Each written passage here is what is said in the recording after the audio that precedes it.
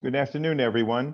My name is Denis Simon. I'm the Executive Director of the Center for Innovation Policy at the Law School at Duke University.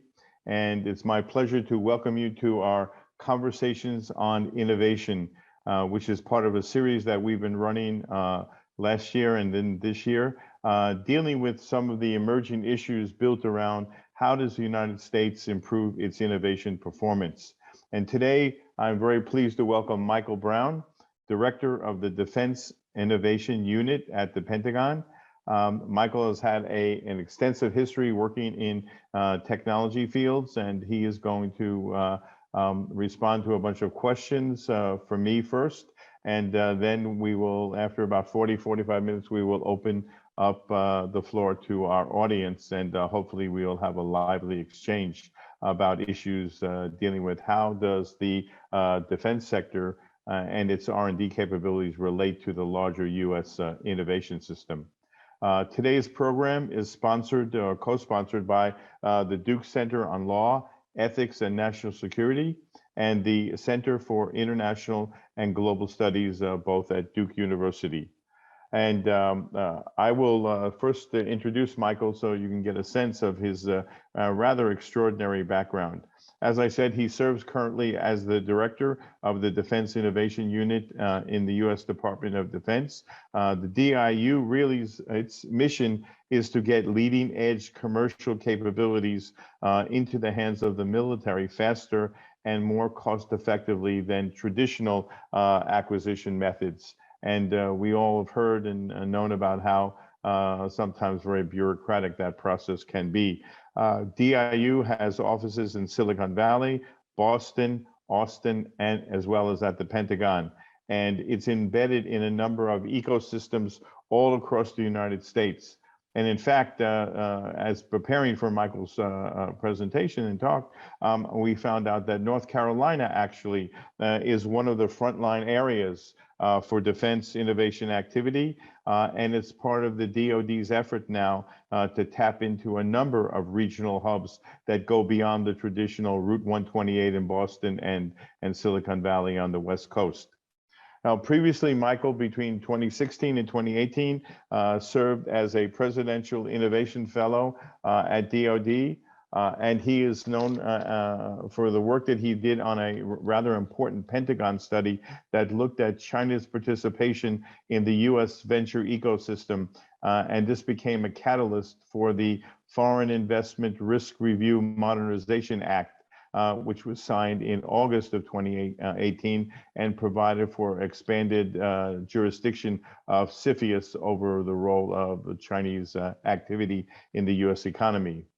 He also led the initiative for a new Defense Department-sponsored investment vehicle called the National Security Innovation Capital Fund, which is a fund designed to support dual-use hardware development among hardware companies in the United States.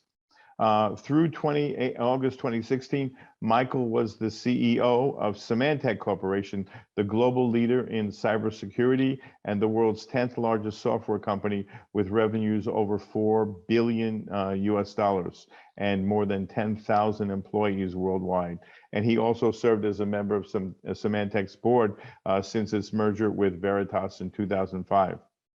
Michael also is the former chairman and CEO of Quantum Corporation, where he was there from 1995 to 2003. Quantum Corporation was a leader in computer storage segment of the computer industry. And as the CEO of Quantum, the company achieved record revenues of over $6 billion and became one of the world's leaders in disk drives for personal computers. He has also been a member of the Board of Trustees at the Berklee College of Music in Boston, which is obviously a very interesting contrast, and maybe he'll tell us how he got to the Berklee College of Music. Michael received his BA in economics from Harvard in 1980 and an MBA degree from Stanford in 1984. It's our great pleasure to have you here, Michael, and welcome to Duke University. Dennis, thanks very much. It's great to be with you today. So we've been trying to get at different aspects of the evolution or the evolving nature of the U.S. innovation system. And a lot of roads have always led us down to the questions about the defense sector.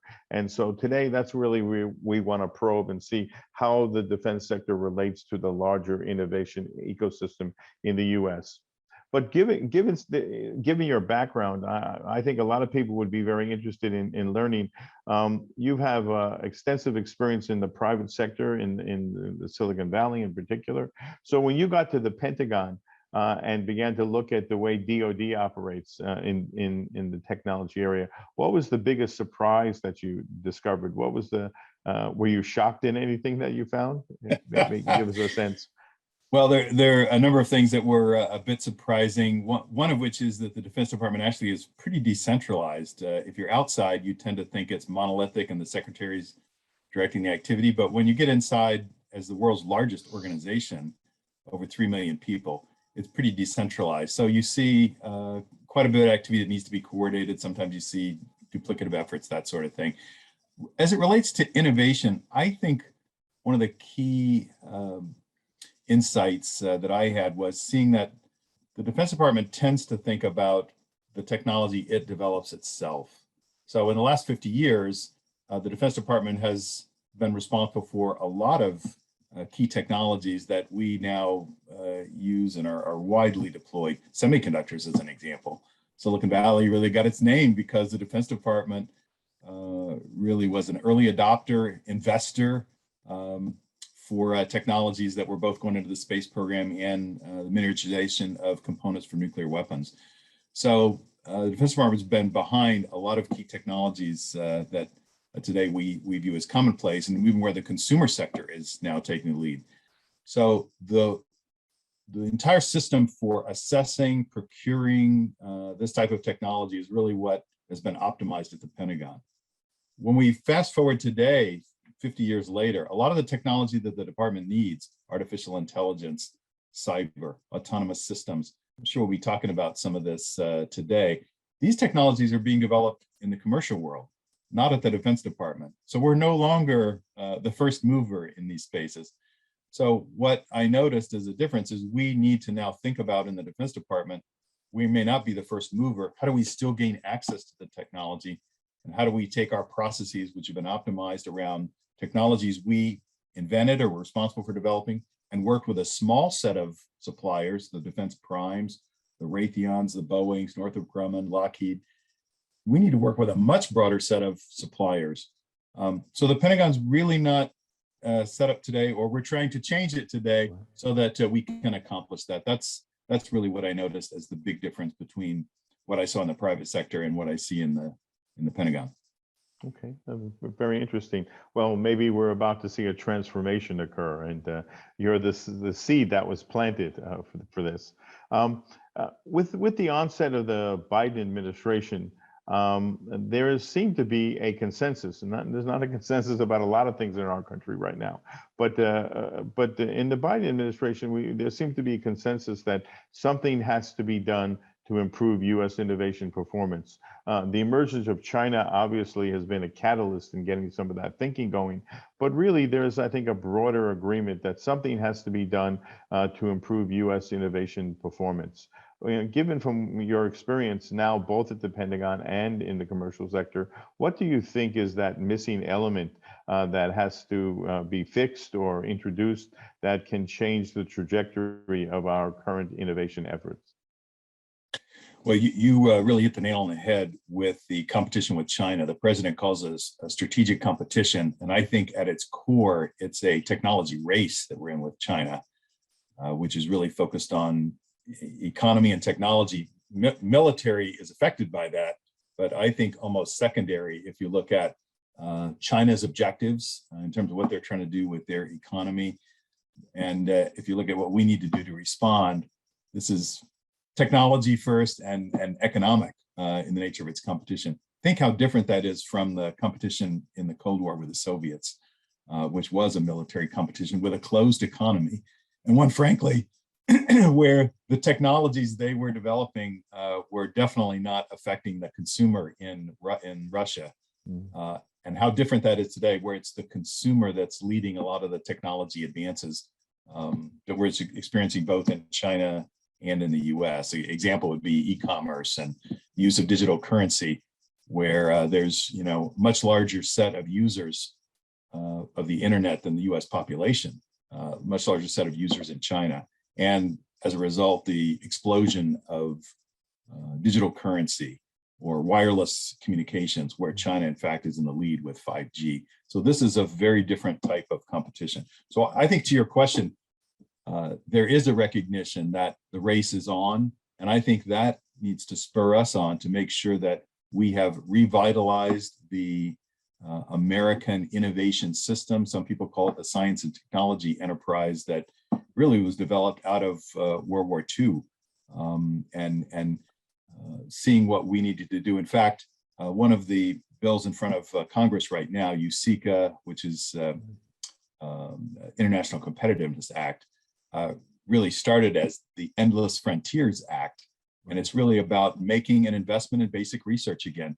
And that thinking really started, as you know, coming after World War II, when the US showed that technology was key to winning a competition, and that we needed to continue to reinforce the investment that we were making in basic research, much of which happens in academia, and ensure that we're using that. A little bit later, of course, came DARPA, the establishment of NASA after the Sputnik launch. So we expanded that S&T ecosystem. And if you look kind of in the last 50 years, we've let our relative advantage decline. So I'm excited to see that now there's a recognition. We've got to invest in basic research. We've got to make sure we're leading in science and technology in this country. We need more STEM talent, something else that we did in the space race. And we've got to commercialize that technology. That has largely happened, but there's things that we could do as a government that would actually stimulate more of that commercialization. And that's particularly true in the hardware spaces, where I think the US has a tremendous advantage in comparative advantage in in software, but we need to make sure that we extend that also into hardware areas, which is what the military relies on. Okay. Well, that's a great segue to your current work right now and in the Defense Innovation Unit. A lot of people know about DARPA, and they know the work that DARPA does. But I'm not sure many people actually really know about the Defense Innovation Unit and really what it's doing on a daily basis. Maybe you can sort of describe your office. What's its core mission? How large is it? Who do you report to in the DoD, et cetera, so we can have a sense of how does it relate to, in particular, the defense R&D ecosystem. Right. So DIU, Defense Innovation Unit, is a sister organization in the organizational structure of the Defense Department with DARPA. DARPA has a very different mission. Of course, it's been around for a much longer period of time, 60 years or so, and is much larger. And that was really the realization, as we know, that we need to be doing more from a basic research standpoint. And frankly, a lot of the work that DARPA does is, as you know, through academic institutions. So contracts are let, and many different organizations participate in what ends up being the output of DARPA. As we all know, one of the recent outputs was the mRNA vaccine. Fortunately, DARPA started that work over a decade ago so that we were able to develop vaccines using that technology within 1 year when we saw COVID. So, and DARPA's been responsible. They started AI research in the 1960s, GPS, a lot of the things that we recognized innovations had their start earlier at DARPA. So I'm a big fan of what DARPA does. Much longer term time horizons in terms of their research agenda, and often they're working with the question of whether an idea is feasible. They often think about what's impossible, how can we make that possible? We're at the other end of the spectrum at DIU because we're looking for what's available today from the commercial market and how do we get that incorporated into the military. We both report to the Undersecretary of Defense for Research and Engineering. There's several civilian leaders at the Department of Defense. Department of Defense, of course, has the military side. A little bit less well known are the undersecretaries who are civilians: research and engineering, acquisition, sustainment, intelligence and security, and policy. So those are kind of the key organizational activities. DIU, we owe our start to Secretary Ash Carter, who really saw that given the technological change that was happening outside government, we need to tap into that. And he started several organizations in his tenure as Secretary of Defense to really increase that connection between what was happening in the outside world commercially and the Defense Department. So DIU is one of those. The Defense Innovation Board, which until recently Eric Schmidt led, was another. Defense Digital Service. How do we have some folks who are developing some software inside DoD? So thank him for a number of things that he got started to increase that connection. So DIU, really our mission, as you said at the outset, how do we get the accelerated adoption of commercial technology into the military? That's really the primary mission for us. We're also, in doing that, looking at expanding what the Defense Department calls the National Security Innovation Base. So if you think about the suppliers that to the Defense Department who are responsible for the capabilities that we have, we're often relying on the major primes or defense contractors. Again, the Raytheons, Lockheed Martin doing the F-35. Okay, you can't get that commercially, but you could get a lot of the subsystems commercially. We need to be buying, AI, cyber, autonomous technology. That's also not being developed at the defense primes. So we've got to be reaching out to a much broader set of companies, and we call that the National Security Innovation Base. Maybe two other thoughts about the organization, and just to give you a sense of the size for that. Our budget relatively small, but we leverage service dollars. We are about 125 million in budget in the $750 billion Defense Department budget. About 200 people, 55 of whom are reservists. And we're made up of members of the Joint Force. So we have folks from every branch of the US military, as well as reservists who might have a full-time job in the commercial sector, and folks who have a commercial background exclusively, like myself. Two other organizations that are part of the Defense Innovation Unit now. One, National Security Innovation Network. That's the group that really is working with 66 universities, incubators, and accelerators around the country. Maybe we'll have a chance to talk about that. They're on the forefront of what's happening in North Carolina for us. And then second, something we just started this year, National Security Innovation Capital. When we look across the vendors that we're going to need for the Defense Department, as I mentioned a moment ago, while there's tremendous variety in software, we'd like to see more hardware vendors. We have, in this country, relied in the past on what we'll call adversarial capital, Chinese capital, to come in and help fund startups in, say, batteries or quantum sensors. And if the military is going to use that technology, we can't rely on Chinese capital and have Chinese influence into those companies' development. We need to make sure that the US is funding those. So National Security Innovation Capital, National Security Innovation Network, and what we call Core Defense Innovation Unit, which is the project-oriented part of DIU, make up the Defense Innovation Unit. But how does somebody, there's a small company, let's say in California, and they're making video games, and they have some very good graphic display technology. And as we know, some of that technology made its way into the heads-up displays and jet fighter planes. But how do they know they have this possibility that what they're doing can have some utilization? How does the DIU actually work in terms of discovery?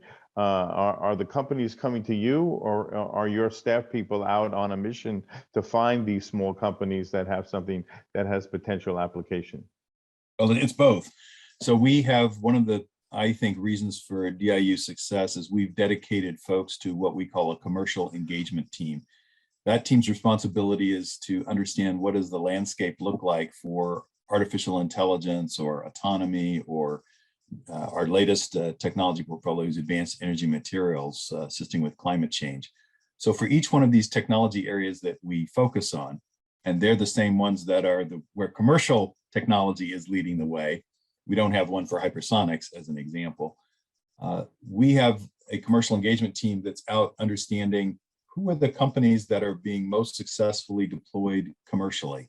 So in the AI space, if we're going to look for companies that are very good at machine learning, we're going to want to see, okay, where is that being applied commercially, and who are the companies that are behind that?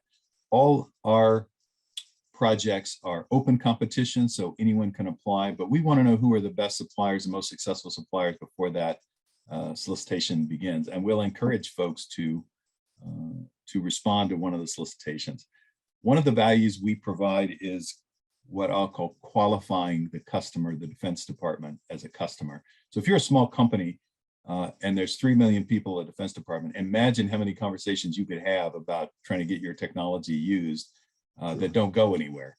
So what we've got to find is, where is there an urgent problem where there's leadership support for solving it and money? So if you don't pull those things together, you're just going to frustrate small companies. And there's no way a small company has the time or Salesforce capacity to figure out where in the Defense Department the solution may go. So that's one of the key values we bring. We do that with something we call defense engagement, qualifying the customer. And then if you look at what are those qualified problems, and we already know who are the best solutions, then we can make sure when we start working with a company, we don't waste their time. There's a known problem. We have the money to scale that solution if it's successful in a prototyping exercise, and it makes the maximum use of their time and minimizes their opportunity cost, because they can go out and work with other commercial companies. That's their opportunity relative to serving the Defense Department. And I guess they could work with foreign companies as well. Or they can. Maybe even yeah. governments. Yeah, right. And to the extent that they're working with our allies, that's great, because then we come up with an interoperable solution that we right. can partner with allies and be using the same technology. You avoid all the classification problems that come with using technology with allies. And if it's a commercial technology, obviously they can be selling to adversaries as well. Right. Part of, I think, what makes us competitive is how quickly can we assimilate these technologies and start to use them in warfighting concepts. That's where the US needs to make sure we've got an advantage, as opposed to thinking we're going to have a 10-year time period where the US has exclusive use of the technology and adversaries do not. I think that's going to be much, much tougher to do than maybe it was in the past 50 years.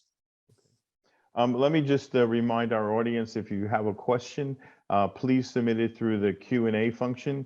And as we go through the program, we'll then start to accumulate these, and we'll bring them to Michael's attention after we finish our first part of the program. In this kind of discussion about finding new technologies, etc., you sort of describe a process that some people have attached to the Chinese, which is their effort at military-civilian fusion, having technology transfer in both directions. And I thought, at least in the past, that was a strength of the U.S. system. You know, the space program and other programs where we had spillovers, and we just talked about some of the video gaming and graphics displays and things of that sort. The Chinese seem to have at least put together a military-civilian fusion program that seems to either be doing better than what we're doing, or seems to have at least great promise that it presents a potential threat to our own situation. Can you talk a little bit about that, given the fact that you worked on this report that did result in some expanded regulatory oversight through CFIUS, et cetera? Sure. Well, I wouldn't agree with your premise that they're necessarily doing better. They have a different system, top-down. You could call it coercive. You could call it by fiat.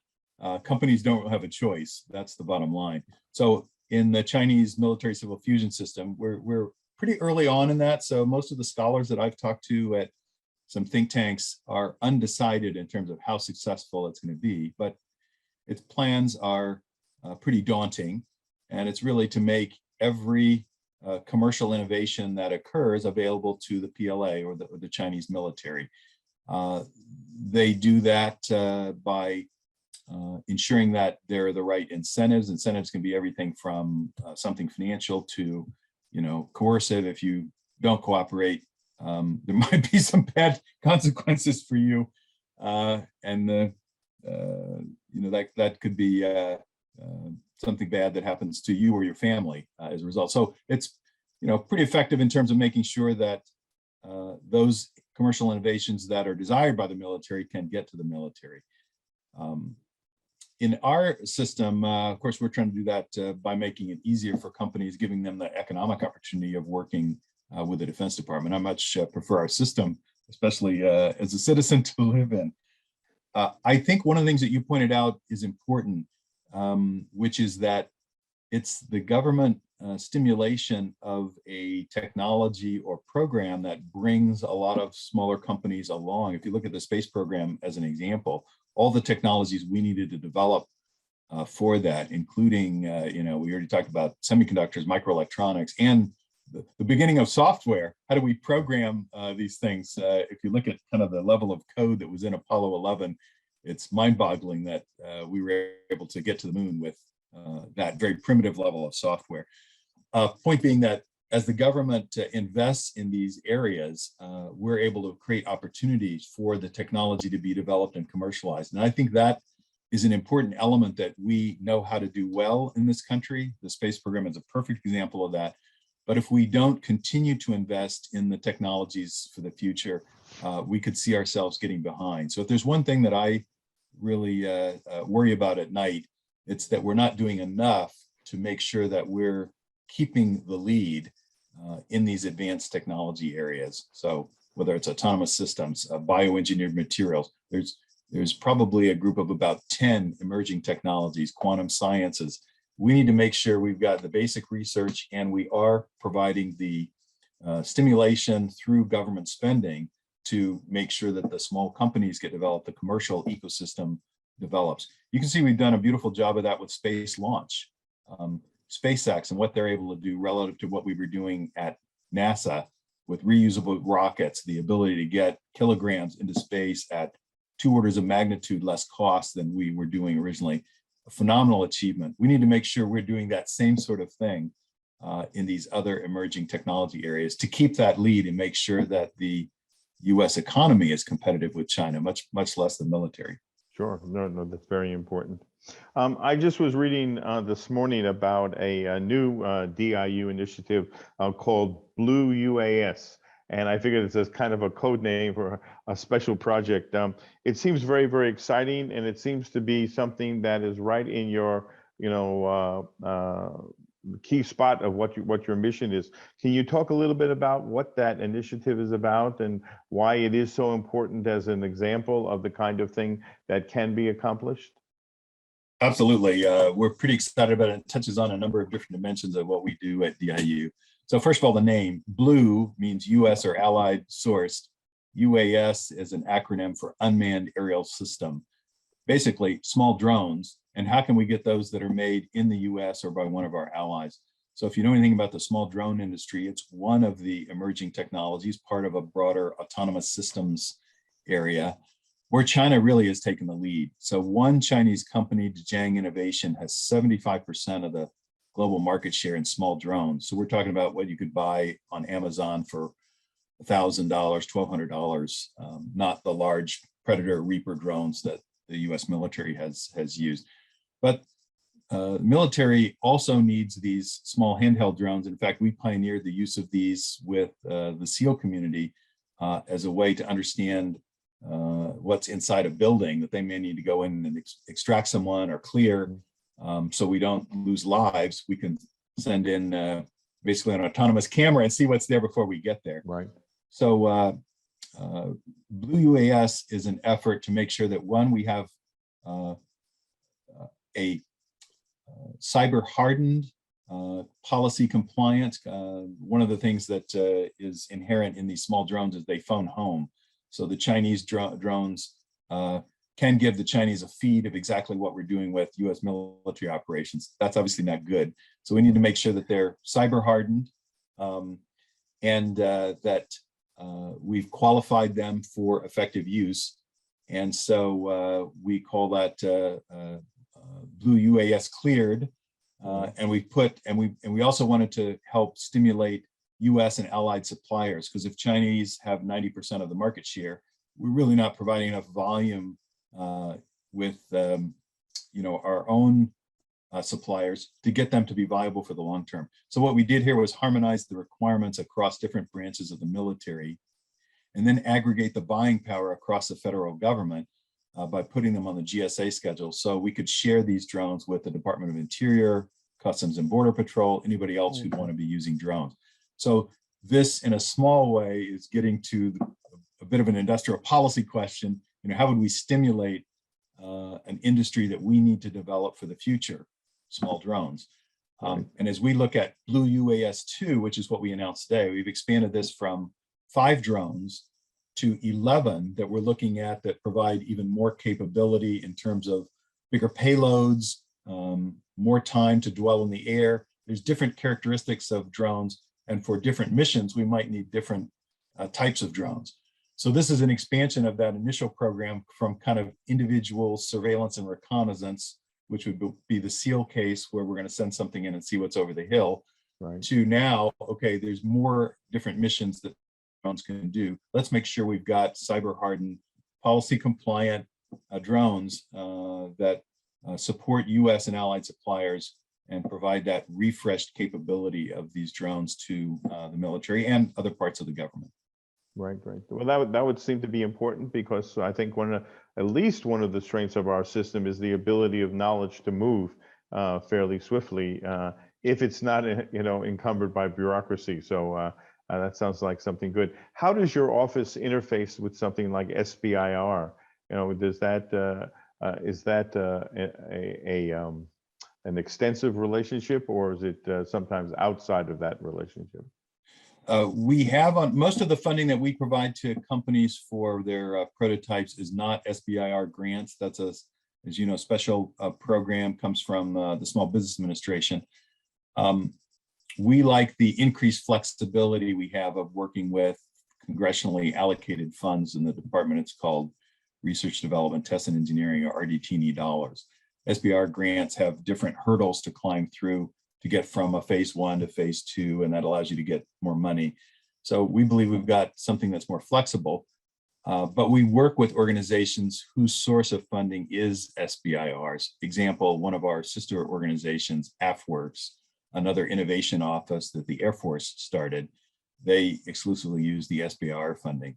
So where companies come into the Defense Department working with those SBIR grants, we can continue to take them forward. If they get to a certain level of development, we qualify the customer and identify a certain need, we can take them forward and expand their opportunity once inside the department.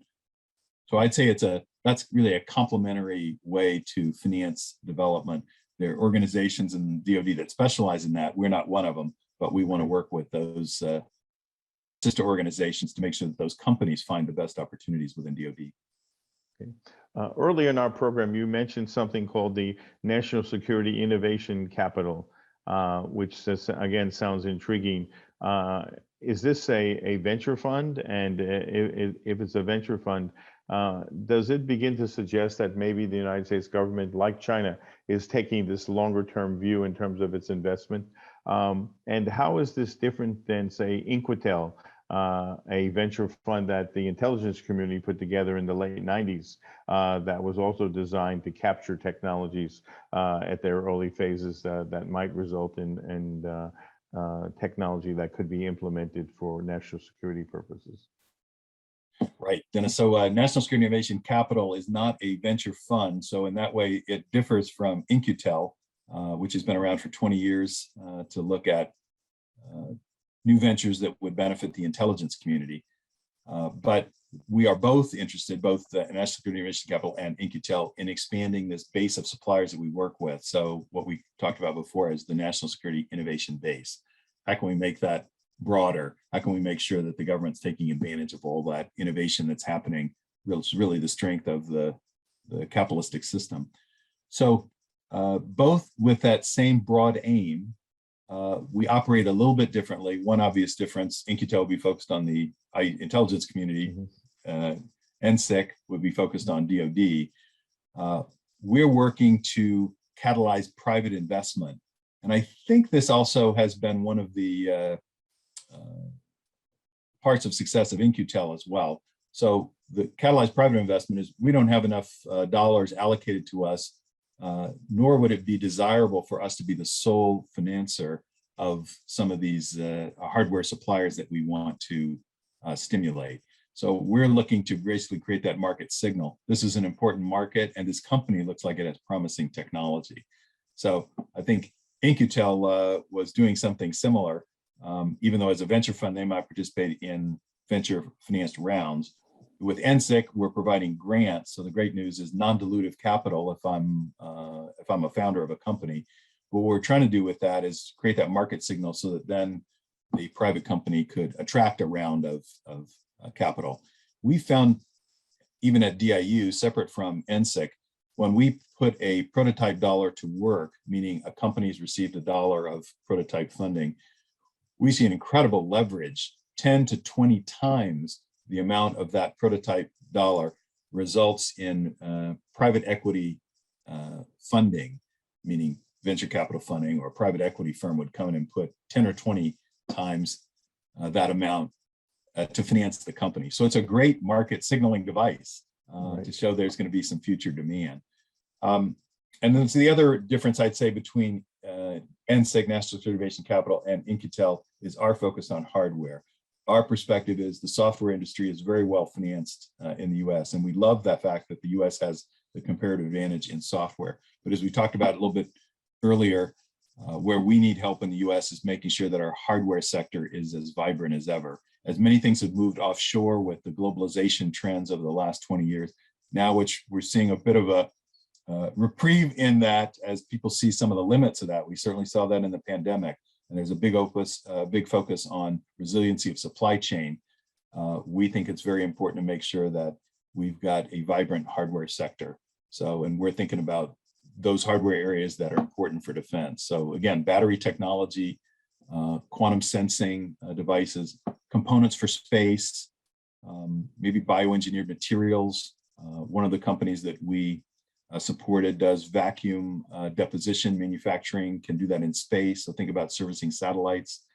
So a wide variety of companies. There's 9 different companies we were able to fund with this initial set of funding, and we're hoping to increase that as we go into the current fiscal year. Okay. You mentioned before about our allies, NATO in particular.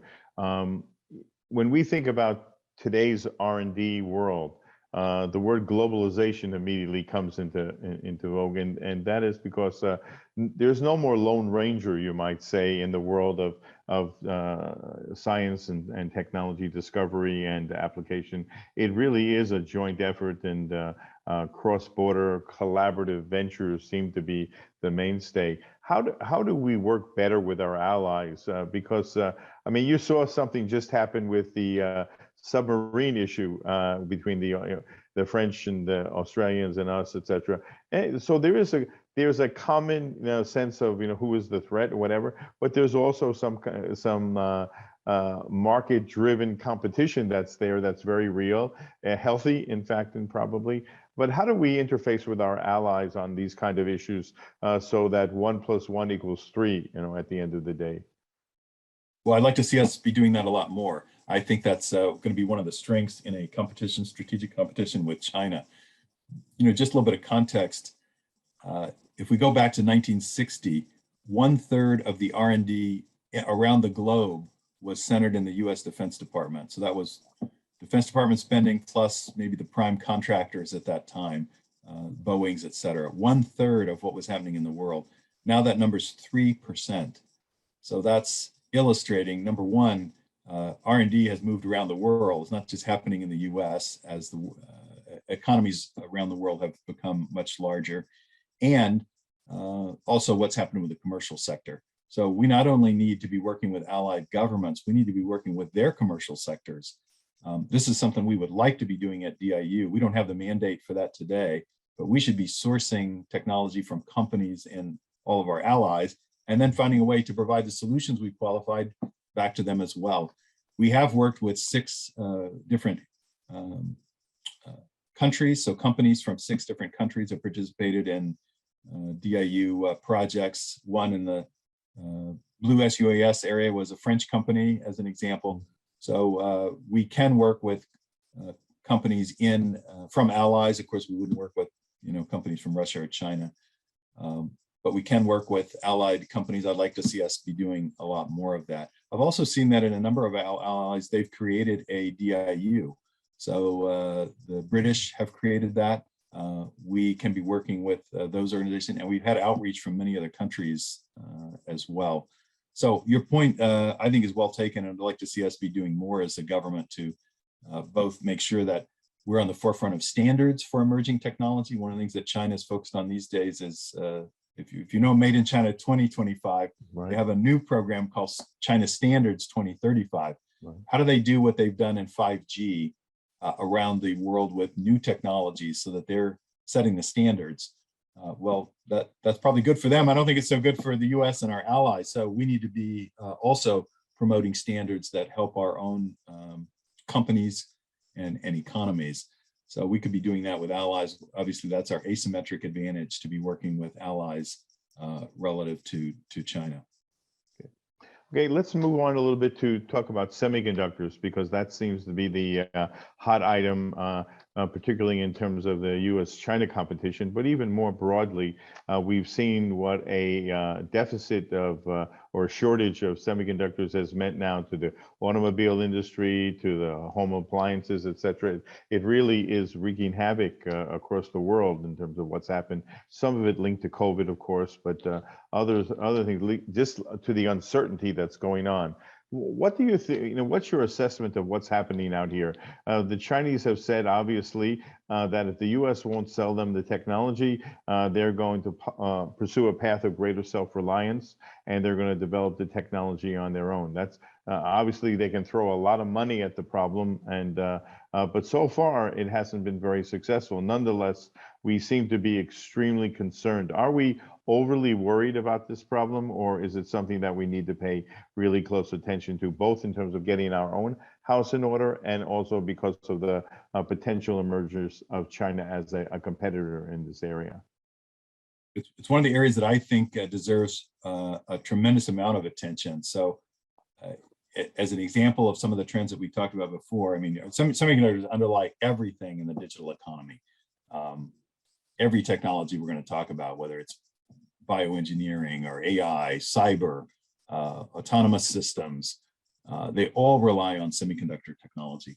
So absolutely critical for us to maintain an advantage here. So back to endless frontiers, this is an area where we need to make sure that the US is maintaining its lead by investing in basic research.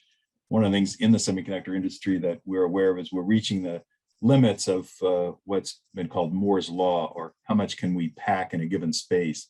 Moore's Law is not anything in the physical world. It's a rule of thumb that you can double the density, the number of transistors in a given package size, which has allowed us to see phenomenal increases in computational power and logic from semiconductors. So China has been successful at increasing the capability that come from Chinese semiconductor companies. Already is the world's largest electronics manufacturer. China uses tremendous amount of semiconductors. In fact, they import more in dollars in semiconductors than they do in oil, critically important for their economy. They don't have the technology today to do the advanced type of semiconductors, but it's very close by in Taiwan. TSMC is Taiwan Semiconductor Manufacturing Corporation. TSMC is responsible for 50% of the advanced semiconductor manufacturing capability in the world. So very close by is TSMC.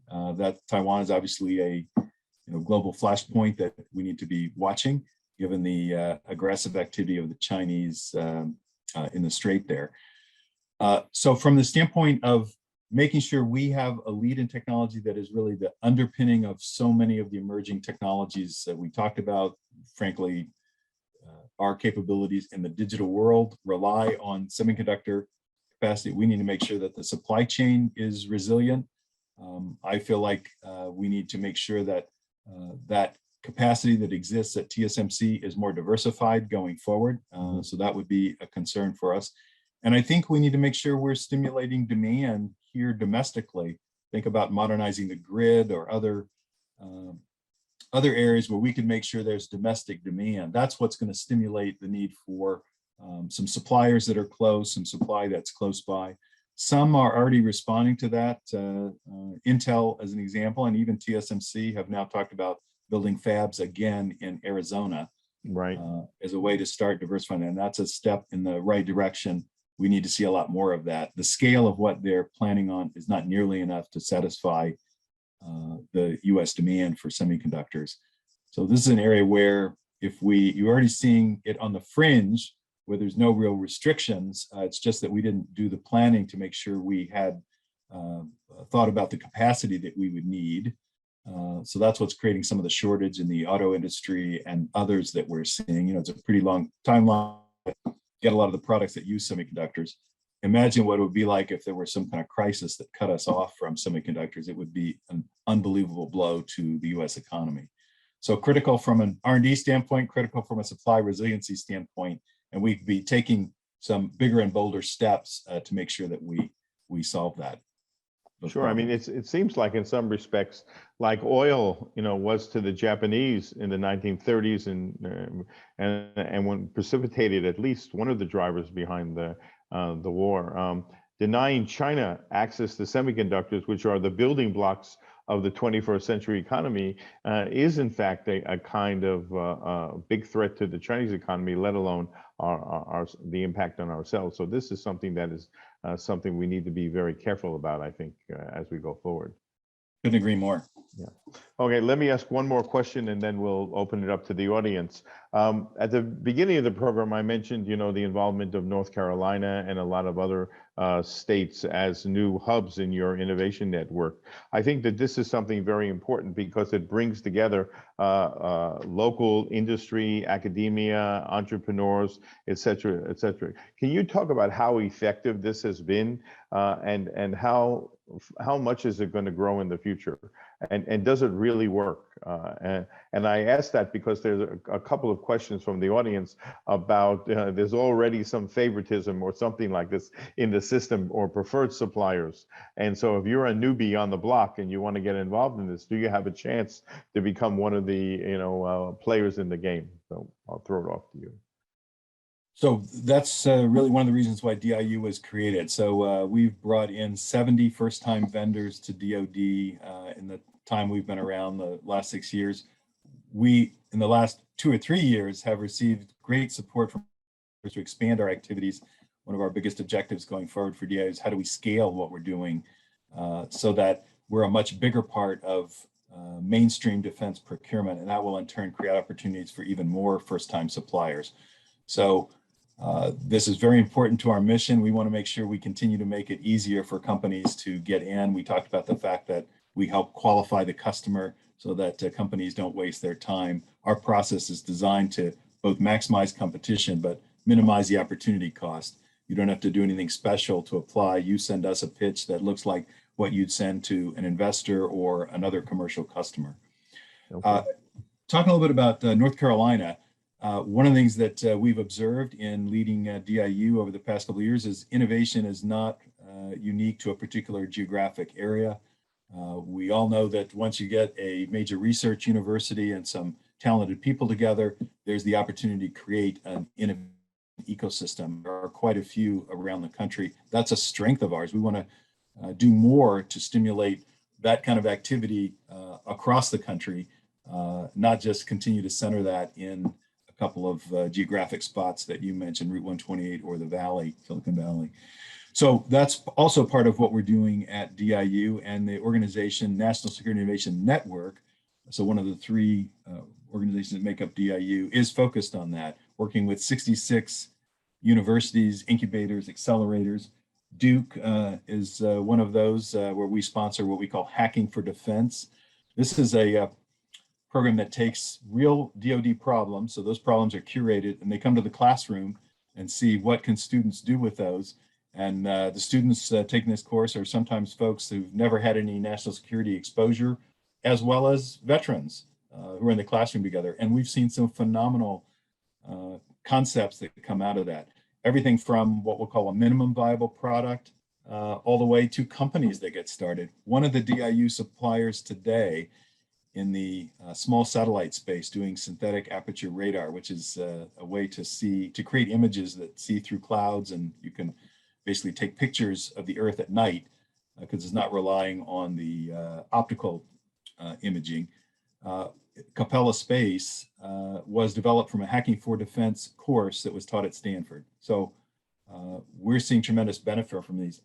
And there's great adoption of the concepts that come from Hacking for Defense back to the Defense Department too. We're seeing something like a 60 or 70% hit rate in terms of the ideas that these smart students are coming up with. Can those be applied? The answer is yes. We also sponsor X-Force fellowships. This is a way for students to do an internship with the Department of Defense. I think that was a record number last year, 700 different X-Force fellows, many of which come from North Carolina universities. We've also seen interesting software solutions get developed. There was one from University of North Carolina called Learn to Win, applied both to the sports teams, but also the Air Force picked this up as a way to train pilots. So interesting technology that may have been developed for one application that we're now using in the military. And maybe one other example, Ensign sponsors a program called Boot Camp, which is all about making sure that our military service members develop the skills to go back out into the economy. And we've run that in North Carolina as well. With Fort Bragg being in North Carolina, that's obviously a big focus of activity. Right. So that's also an important reason for us to be working with the university system across the state. So this model that we have working in North Carolina, we're looking to expand what we're doing there and make sure that those opportunities are available across the country. Okay, great. Okay, why don't we move on to take some questions from our audience. And I think the first one, I think we've touched on, but maybe you can talk a little bit more about it. And that is that once you see a company with some kind of promising technology, how do you incentivize them to go forward with that technology? In other words, is there an effort to guarantee, some kind of market commitment to them, or so a good example would be with Project Warp Speed and the vaccine. Obviously, there was a massive market out there for Pfizer and Moderna, et cetera, et cetera. In the case of the kind of technologies you're talking about, how can we get companies who have something that they're more than dabbling with, serious companies, but we want them really to take that next 1 or 2 steps to invest more to see if there's something that's realizable from their research? Well, we'd obviously like young companies to know about the projects that we're taking on. They tend to be clustered in several different technology areas, or we call them portfolios. And just to tell you what they are, AI/ML is one, so in the artificial intelligence, cyber, our newest one, advanced energy and materials, I mentioned, that's focused on resiliency of fuel sources, what technologies can make what we're doing in the military greener. Autonomous systems, we talked about small drones, but we're basically doing anything that can be autonomous. There's drones that can be launched from submarines all the way to drones that would accompany manned fighter aircraft. So we're working on a pretty wide variety of autonomous systems.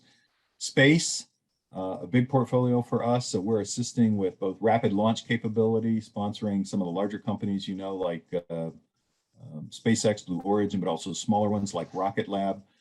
Small satellite, we talked about Capella Space coming out of the Hacking for Defense course. So different small satellites, they're providing different types of capability to see the Earth.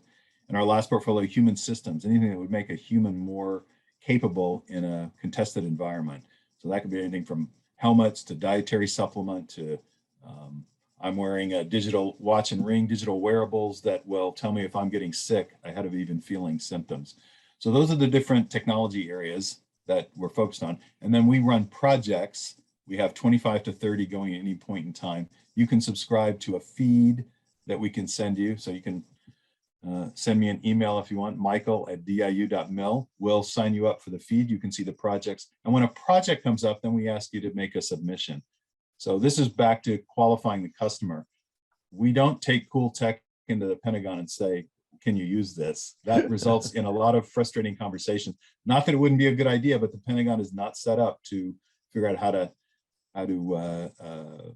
to use things that are not assigned to us program.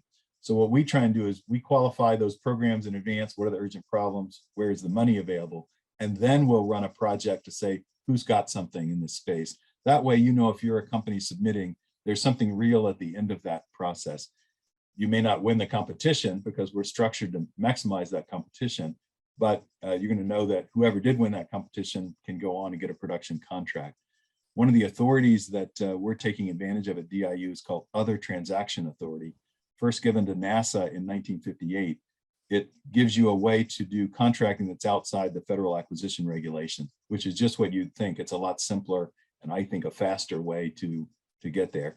If we do a prototype and you're successful, we can go immediately into production. You don't have to recompete that. So that's also a faster way to get to a production contract with the Defense Department. There's another question about a technology without an application. In other words, I'm here and just on what you just said, I have something that some whiz bang something, I don't know really, but I don't really know the problem that the DoD needs to solve. And I'm sort of operating in the dark, and particularly because obviously these involve national security issues. We see that, for example, with DARPA funded projects. DARPA funds professors, it's unclassified research, and then they never know what the outcome has been used for. That becomes classified. In your business and the way you're approaching this, how do companies overcome that that black box of knowing, you know, well, what problem am I trying to solve? What's the issue that the DoD is really interested in? So 90% of the work that we do is unclassified. And even for the part that's classified, often we're able to translate the classified problem into something that's more generic. That's helpful because not that many companies have the facility clearance or the clearances for people to work on classified problems. That's a way of making the universe much bigger of companies that we can attract. I would say back to our process, the best way is to respond to one of the solicitations, which is basically we're looking for proposals to solve a problem. So we'll make those problems known. We may not know every application, so there may be a classified use for something that you might not know, but again, 90% of what we do is unclassified. So basically, if you're reading about a problem, you're pretty much seeing how that's going to be used. And that really is the best way to make the match between a solution that you may have and is there a defensible problem that we could apply that technology to. So that's back to, we don't shop cool tech and see, is there anything there? But if you subscribe to our feed and follow the projects, and we're doing, again, 25 to 35 solicitations a year, which are the projects that we run. And we would ask, you know, for anyone who'd like to respond to those to please do. We really minimize your effort if you're not going to be selected. So we go through a down select process. On average, we get 40 companies applying for every project. We try and get you to the no or yes very quickly. And again, we don't require you to do anything special. Just send us a normal pitch, and we will then work with a fewer number of companies to invite you into a virtual face-to-face. But we try and get you an answer quickly so you don't waste time. Right. So this is a related question. So if given the fact that there are venture capitalists out there with billions of dollars in some cases to invest, and given the budget that you've been talking about for your office, how do you incentivize a company, you know, to go in your direction as opposed to, for example, running towards those VCs who, you know, have a lot more money to hand out and can afford, as we know, to not waste it, but at least to take some bigger risks. Let's put it that way.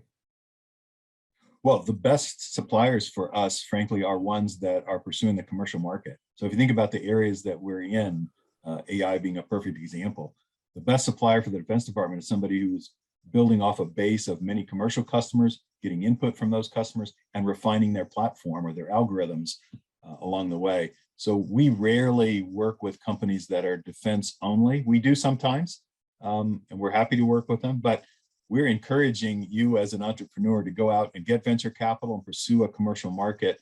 And then we're going to look for an opportunity to find an overlap, a military application that can use your solution. But again, we're not trying to fund the next 5 or 6 defense contractors. We're trying to look for companies that are going to be very successful in the commercial market and can take the technology forward. That helps the Defense Department. One of the things that I think's been a problem with the historical way our products are procured in defense is the development of that platform stops the day we start buying it, and we might be using that platform for 30 years. Think about how different that is than the commercial world, where that technology continues to advance the same way we in a consumer, get updates to the digital wearables, the smartphone we're using. That's the way of the future. We need to make sure that these are digitally enabled products with continuously upgraded capabilities and platforms whose costs are shared across, billions of users around the globe. That's where I see the future of what we need to be doing in defense procurement, not buying from very few suppliers, platforms that last for decades, where the technology does not continue to improve. That's putting too much risk on our warfighters. Right, right. How do you, once you've established that a technology is, attractive to you, how do you share it across the DoD, world? How do you make people aware? So, for example, you have different services, and there's one famous case, of the helmet that the military wears, and the Marines, the Army, the Air Force, they all use different helmets. And so you got to get to this problem of also not only exposure, but also scalability, and frankly, at the same time, also protecting the technology because it's a piece of intellectual capital. So how do you deal with all those problems? So your example is really the reflection of what we started off with the first question. It's a pretty decentralized organization. Right. So it's quite possible for Marines and Army to have different helmets. What we're trying to do is make sure that if we bring in a commercial solution, we're looking widely at where that can be deployed. That's one of the motivators and metrics for us, is to make sure that we can be as widely deployed as possible. We have a defense engagement team, just a handful of folks that work, so they might specialize by a service or an agency like Defense Intelligence Agency at DoD. And of course, that team is talking across at DIU, it's a pretty small group, to see where are the common problems and where are solutions that we already have developed that could be applied elsewhere. So I'll give you a quick example. We worked on technology we call predictive maintenance. So in the commercial aircraft world, it was pretty commonplace to understand the usage for different parts and know what you needed to replace on different schedules. Unlike consumers, we take car into a shop and at 30,000 miles, all these things are replaced. There's a more sophisticated way of doing that when you're dealing with aircraft that cost millions of dollars. So we brought that technology, something that was used at Southwest and Delta Airlines. We brought their supplier into the military and tested it on the Air Force planes. No surprise, it works just as well for military aircraft. Right. Then expanded the number of aircraft platforms, and now we're taking that to the Navy for NavAir, and take that same technology to ground-based vehicles. Anything that moves can benefit by that technology. That's an example of what we might do. It might take several steps for us to get to adoption across every service, but that's the kind of thing, an opportunity that we look for that would have very high leverage for the effort that goes into maturing the technology.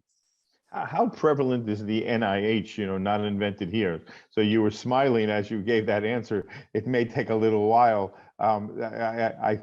Were you suggesting that not everyone is as receptive as some others, to some of these things if they're not invented here? Is that a problem in the military?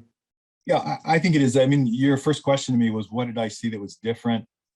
And the tendency is to think about the military needing to develop its own technology because the needs are so unique. So that is another reflection of not invented here.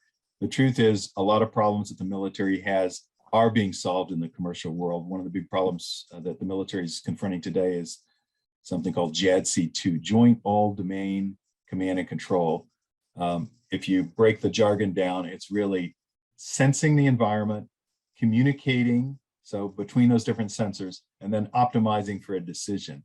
So how do I get better situational awareness? Well, that's a problem solved every day in the commercial world with the sensors that are around, resilient communication networks, and then optimization to come up with an answer. That's happening in oil field refining, air traffic control. I mean, you name it, that's happening.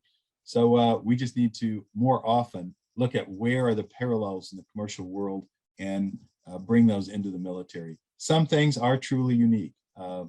Building bombs, that is unique.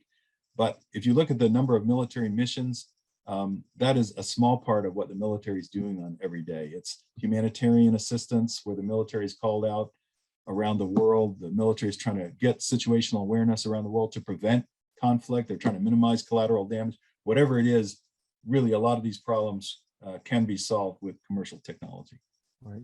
Well, I mean, the case you gave about predictive maintenance, I mean, I can only imagine how much money was saved and how much time was saved by being able to just to shift that application into the from the civilian into the military aircraft world. It probably was tens of millions of dollars at the very least.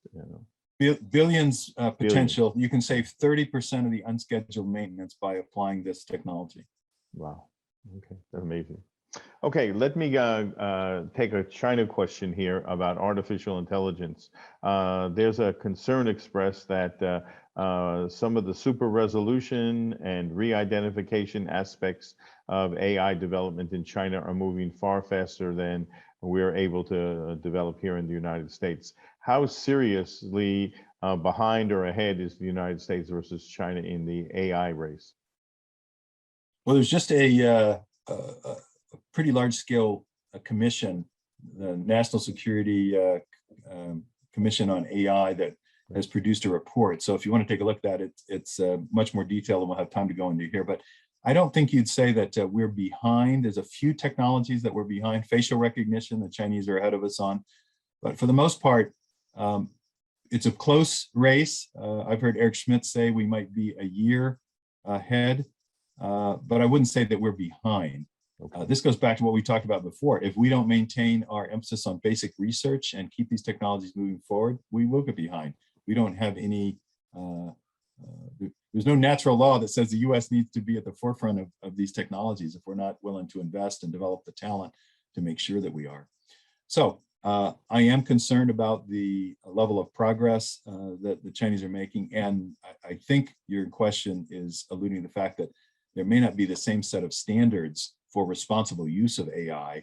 We certainly don't approve of what they've done to basically create a police state to surveil their population. And we're not even talking about what they're doing with Uyghurs there, just the main population in Shanghai, Beijing, and other cities is pretty frightening, very Orwellian. So I think what I'm proud of some of the work that we're doing in the Defense Department to make sure that we do have responsible AI principles, and DIU's actually been in the lead in that space. So there are a set of principles that we've adopted, the Secretary has agreed to, that make sure that we're not letting the machines basically run and make decisions without humans involved.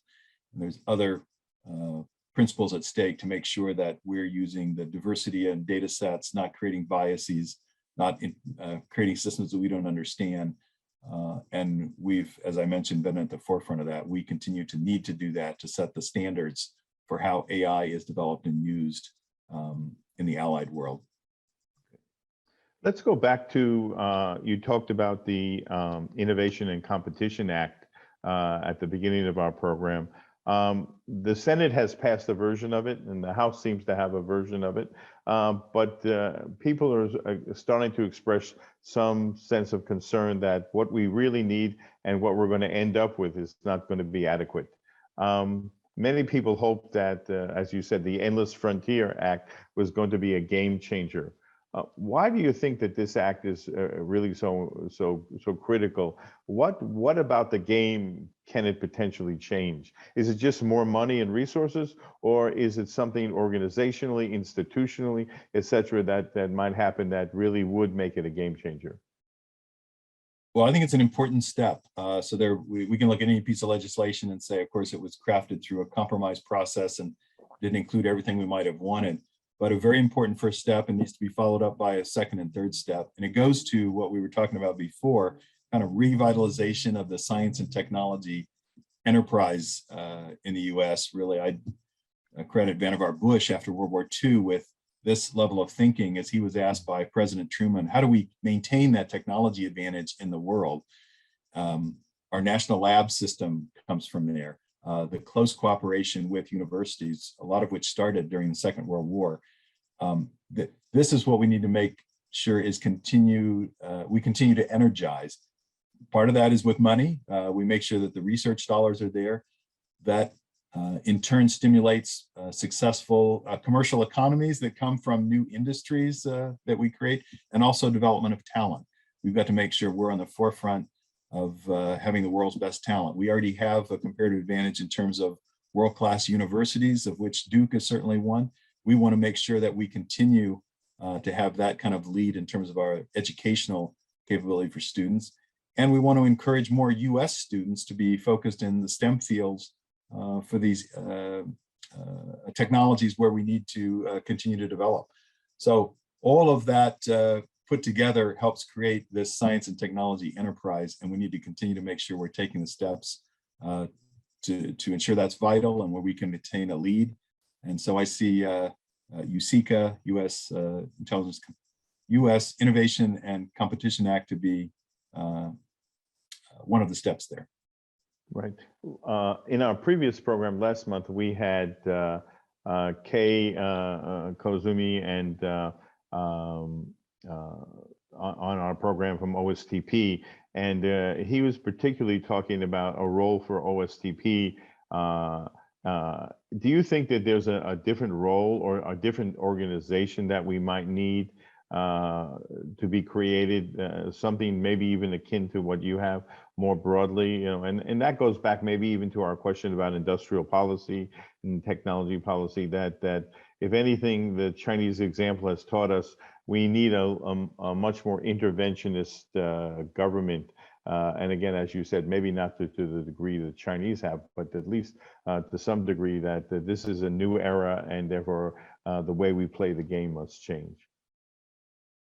Yeah, well, I think your question points to the fact that we are in a tech race. It's going to be a lot more challenging than the race with the Soviets was. They didn't have nearly the size of economy that the Chinese do. I think some of the estimates that have been done in hindsight have shown that the Soviet economy at its peak was 40 to 60% of the US economy. Now there's measures, if you use purchasing power parity, the Chinese economy is already larger than the US, and so much more well integrated and so much more technologically advanced in areas that go beyond warfighting, which is where the Soviets focused all their energy. So this is a whole new world for us, and we need to make sure that not just organizationally, which, you know, to the point of your question, do we need an improved OSTP?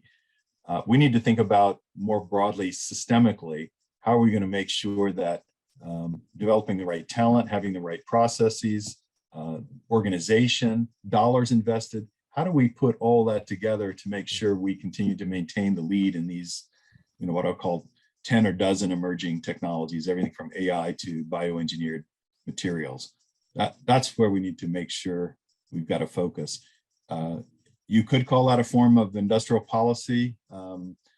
If you'd like to, you could give it a different term, but it's really recognizing that our nation needs capabilities for the future. And we can't think that in the future we're going to be reliant completely on, you know, services and software. We're going to need more capabilities as a nation than that in a world where we have adversaries. So if we think about that as a total system, we'd come up with a lot that we need to be thinking about to make sure we're prosperous and in the lead from a technology standpoint for the next several decades. That is one of the benefits, I think, of the Chinese system, is they're thinking very long-term, a long game. So what are we going to do to make sure as a democracy we can prove that we can deliver that those same kind of benefits as well for our people? Okay, let me take one last question, which has to do with dual use technology. There are a number of technologies that are out there that even the developers don't potentially know that they're actually dual use. So what does the DoD do to mitigate the security risks, you know, that are involved, potential information leakage, potential IP theft, et cetera, by foreign governments? You know, how do you, if you expand the playing field from where you get your technology, doesn't it actually increase the risk of exposure, particularly when an organization like yours publicly indicates some interest in a technology? If an adversary didn't even consider that this kind of technology might be important, and they see, you know, DIU going after this kind of new material or that kind of new system, doesn't it really open up ourselves to even more risk than currently exists? I really don't think so. I don't think the Chinese, the Russians are looking at what DIU is doing. They already have their own shopping list. And there's been some material written, I think CSET at Georgetown just did some work on what is the shopping list. All you have to do is read Made in China 2025. The shopping list is there. Right there. Advanced satellites, telecommunications, it's there. So we already know what some of the adversaries are looking at. And, you know, it's the same technologies that we want to advance in. I think what we need to do on the protection side is make sure that we're increasing the awareness of our citizens, those especially who are leading technology development. So it goes to academic environments to make sure we're not just leaving the barn door open if there's sensitive technology. And there are examples of having done that where federally sponsored research has ended up in Chinese hands because we weren't paying attention to, you know, what was happening in a particular lab. Same thing in the commercial sector world. The Chinese will come and invested in a company, and pretty soon that technology finds its way in China, and the company's out of business because their technology has been stolen. There's so many examples of that. I think the director of the FBI said there's a new case opened on Chinese espionage, and I won't remember the number, but it was every 2 minutes. Yeah, oh, it no, was 10 hours. I thought it was, but okay. Maybe. So it's a phenomenal number that's taking up, 80–90% of their industrial espionage cases are around China. So that's happening all around us. We just have to be aware of that. And if you're running a company, you got to be making sure that you've taken the right measures to protect cyber vulnerabilities and employees who might be engaging in industrial espionage. There are some things that you can do that are pretty simple. Being aware, number one, but some practices that you can put in place. And the FBI has produced some documents, if you're interested, that are on their website for that. So we have to be more aware that that's happening all around us. Silicon Valley, Route 128, those are ground zeros for industrial espionage. Sure. And it's a tech race and it's an economic competition. So the Chinese are using every tool available. Right. Okay. Well, really, this has been fascinating. I think that you've educated an entire group of people about how the Defense Department of the 21st century works, as opposed to some of the old images that we had going back to the Cold War. So it's interesting to see the kind of things that you're venturing into and the thinking that underpins it, because it's quite different. And I think potentially it can have some huge payoffs, particularly not because I talked about North Carolina, but just the regional hubs that have been created. I think has some huge potential into stimulating tech entrepreneurs to get involved in this stuff. That is could have huge payoffs for DoD and their missions going forward. So thank you very much, Michael. I really appreciate it. Let me also thank the group at the Center for Innovation Policy, my colleagues Artie Ray and Stuart Benjamin, for their support for our program. Truth be known, they were the ones feeding the questions from the audience. And also thank you to Balfour, who's been the coordinator for these programs, has done, again, a masterful job, and much appreciated. And we look forward to seeing you on November 3rd, when we will have our next program about how sustainable is the Chinese innovation juggernaut, which will pick up from, of course, some of the discussions that we've had here today with Michael. So, Michael, thank you again very, very much for making yourself available, and thank your colleagues back in DoD for helping make this possible. And I thank everyone for attending and appreciate your support. And we'll see you in November at our next program. Thank you and have a great day.